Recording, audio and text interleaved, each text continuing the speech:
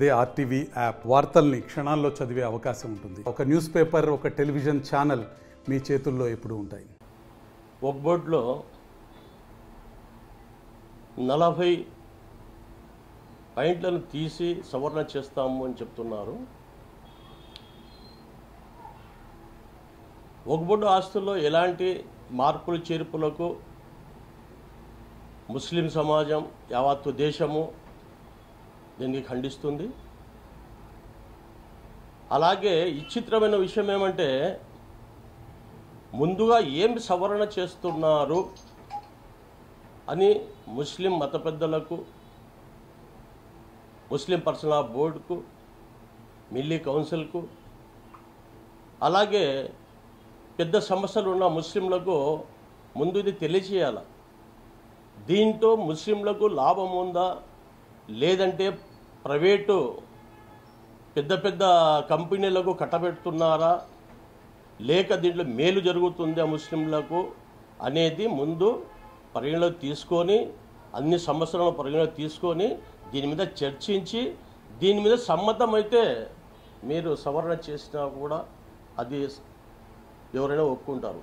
కానీ ముసుగులో పెట్టి, ఇది మా పెద్దవాళ్ళు అంటున్నారు, రే గుడ్డలో పెట్టి కొట్టున్నాడు అని డైరెక్ట్గా చూపించి కొట్టకుండా గుడ్డలో పెట్టి కొట్టినట్టుగా ఈరోజు మీరు వాడుకుంటున్నారు. ఇది ఎలాంటి సమంజసమైన ఇది కాదు. ప్రతి ఒక్క పార్టీ, సెక్యులర్ ప్రతి ఒక్క పార్టీ దీన్ని ఖండించాలి, దీనికి వ్యతిరేకించాలి. అలాగే ఆంధ్రప్రదేశ్లో ఇటు పాలక ప్రభుత్వంలో టీడీపీ కానీ, జనసేన కానీ, వైఎస్ఆర్ కానీ ఈ సవరణకు ఎవరు కూడా మద్దతు ఇవ్వద్దని చెప్పేసి మేము ఈ పార్టీలకు అన్ని కోరుకుంటున్నాము. అది ముస్లింలకు సంబంధించినది ప్రాపర్టీ.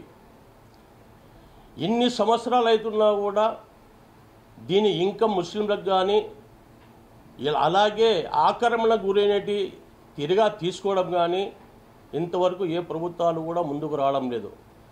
ఈ వక్ఫ్ బోర్డు ప్రాపర్టీ అంటే ఇది గవర్నమెంట్ ల్యాండ్ కాదు, ఇది ముస్లింలు ధనికులు వక్ఫ్ చేసింది. అంటే పేదవారికి మా ప్రాపర్టీ మీద ఆధికం వచ్చేది ముస్లిం పేదవారికి పంచిపెట్టాలని చెప్పేసి అది అంటే దానం ఇచ్చారు. ఇప్పుడు చాలామంది ధనికులు ఉన్నారు ముస్లింలలో, వాళ్లకు సంతానం లేని వాళ్ళు ఉన్నారు. అటువంటి వాళ్ళు కోట్లకు కోట్లు ఆస్తులు వాళ్ళవి వక్ఫ్ బోర్డుకు హ్యాండ్ ఓవర్ చేశారు, వక్ఫ్ చేశారు, అంటే దానం ఇచ్చారు.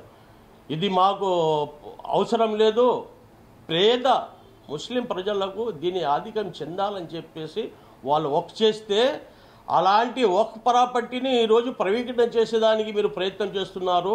ఇది ఎవరెబ్బ సొమ్ము కాదు, ఇది ప్రజలు దానం చేసి పేదవాళ్ల కోసం ఇచ్చిన వక్ఫ్ ఆస్తులను ఈరోజు ప్రైవేటీకరణ చేసేదానికి ప్రయత్నం చేస్తున్నారా మీరేమన్నా? ఇలాంటి దానికి ఖచ్చితంగా యావత్తు దేశం దీన్ని ఖండిస్తుంది. ముందుగా దీన్ని సవరణ చేయండి. ముందు దీనికి ఏం మీరు మార్చదలుచుకున్నారో ముందు ప్రజల్లో పెట్టి, అది సమ్మతమైతే దాన్ని మీరు ఏదన్నా డెవలప్మెంట్ చేయొచ్చు. మరిన్ని వీడియోస్ కోసం ఛానల్ ని సబ్స్క్రైబ్ చేయండి, లేటెస్ట్ అప్డేట్స్ కోసం వాట్సాప్ ఛానల్ ని ఫాలో చేయండి, అండ్ లింక్ డిస్క్రిప్షన్ లో ఉంది.